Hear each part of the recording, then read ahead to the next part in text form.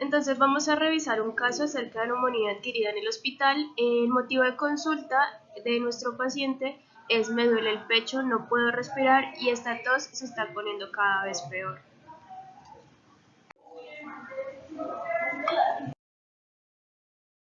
El paciente Justin Case es un paciente de 60 años con una historia clínica significativa de un infarto agudo de miocardio hace aproximadamente 3 años. También refiere ser fumador durante 40 años. El paciente ingresa al servicio por su reciente diagnóstico de adenocarcinoma colorectal con lesiones metastásicas hacia el hígado, para el cuya conducta es realizarle una laparotomía exploratoria, una ileostomía derivatoria y colocarle un catéter de Hickman para una preparación posterior para la quimioterapia.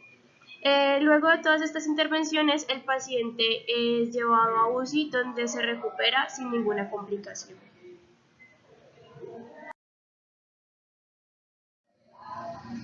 En su quinto día de hospitalización, el paciente refiere dolor retroesternal opresivo en el pecho irradiado hacia la mandíbula y el hombro izquierdo. A su vez, este dolor le corta la respiración, empeora con la tos y presenta producción de esputo. Además, el paciente niega náuseas, vómito o alguna dificultad respiratoria, por lo cual se le toman sus signos vitales y el paciente tiene la frecuencia cardíaca, la frecuencia respiratoria y la tensión arterial elevadas, mientras que su saturación parcial de oxígeno se encuentra disminuida, por lo cual se determina que el paciente se encuentra bajo un estrés respiratorio y se le procede a realizar una intubación endotraqueal para mejorar el estado de su respiración.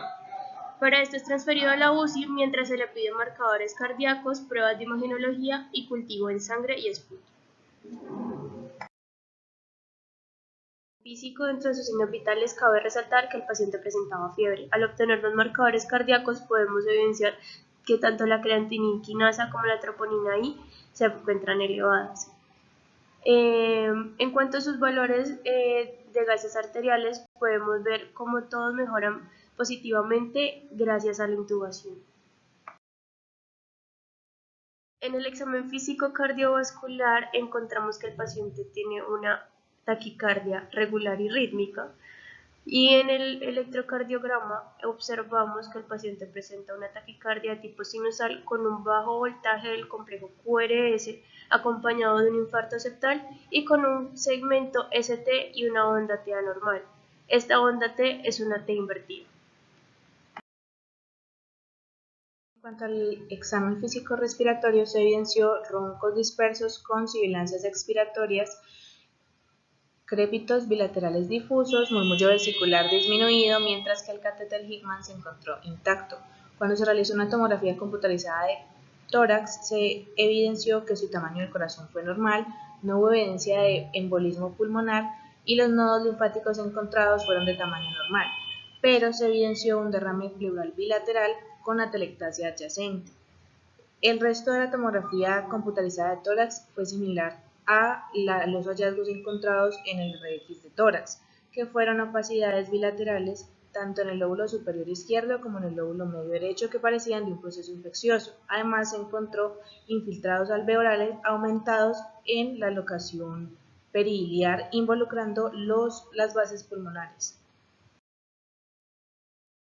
Clínicos se evidenció una leucocitosis a expensas de neutrófilos, un hematocrito elevado, una glucosa elevada y un BUN elevado.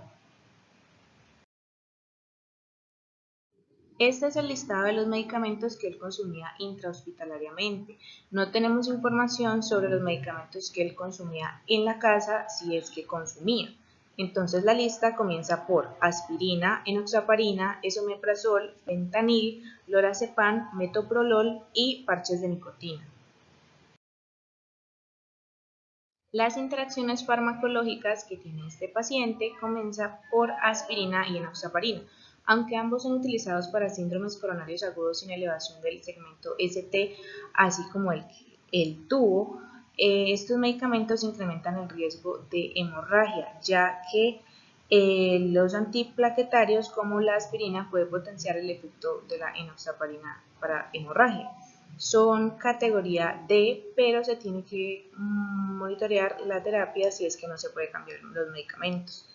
En cuanto al fentanil y el lorazepam, el uso concomitante de opioides con benzodiazepinas pueden causar síntomas de depresión respiratoria y sedación, por lo que también se tiene que monitorear.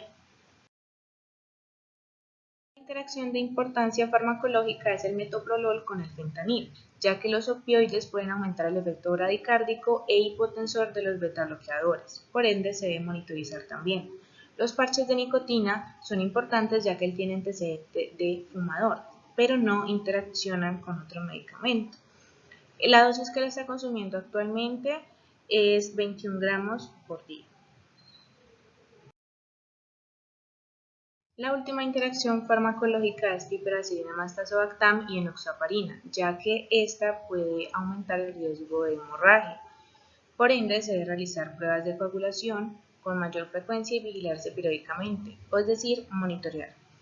Los efectos que tiene sobre las pruebas de laboratorio la piperacilina más tazobactam son falsos positivos, tanto en la glucosuria, proteinuria, CUMS directa, enzimo inmunoanálisis de Plateria aspergillus, y por ende se deben verificar o corroborar.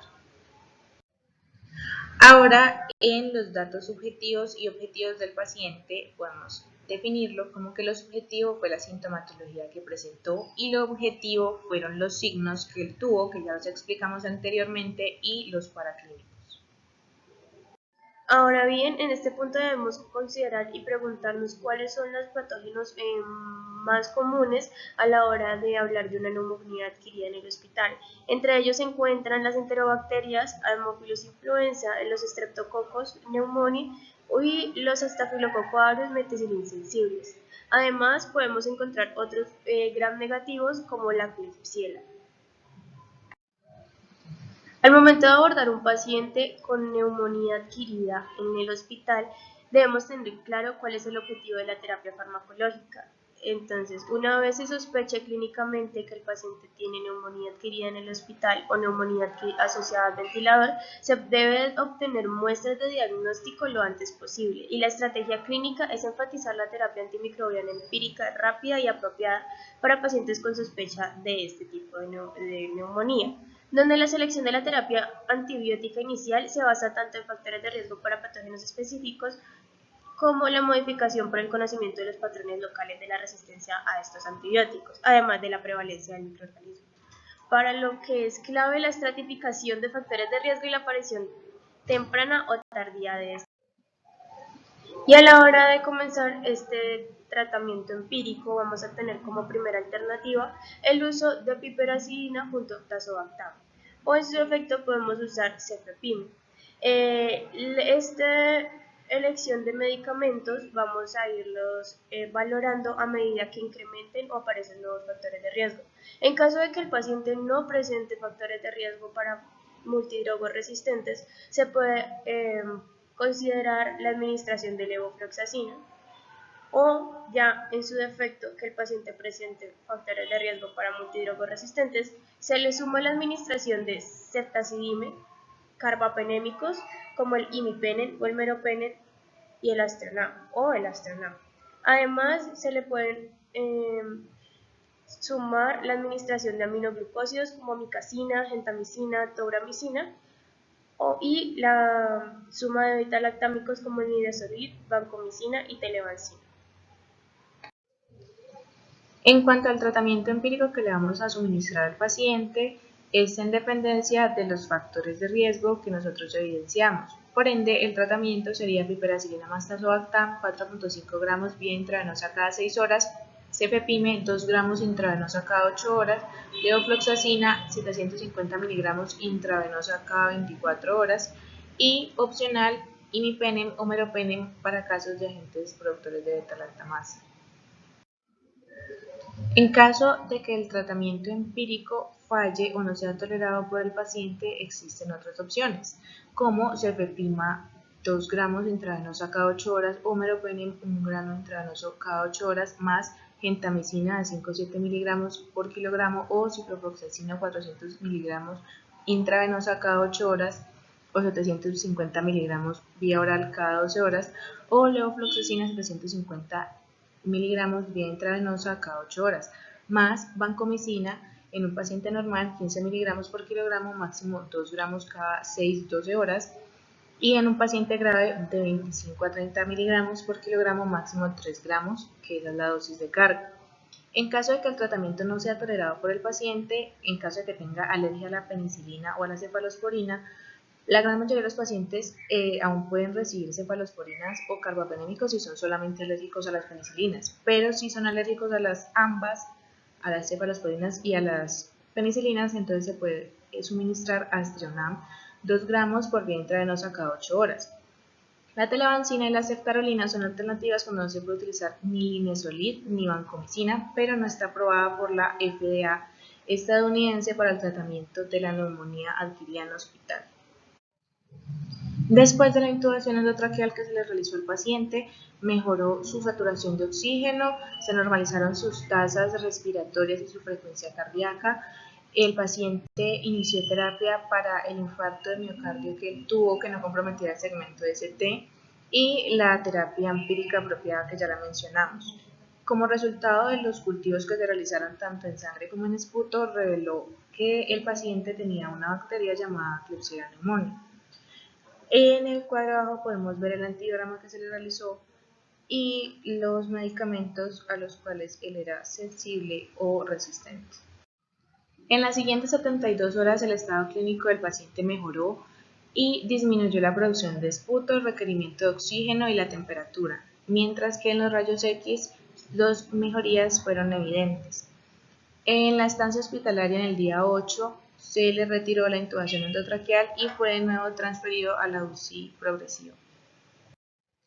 La terapia que nosotros recomendamos para el paciente, ya después de que se reveló los resultados del antibiograma y de los cultivos, fue piperacilina más tazobactam 4.5 gramos intravenosa cada 6 horas más tobramicina de 5 a 7 miligramos por kilogramo.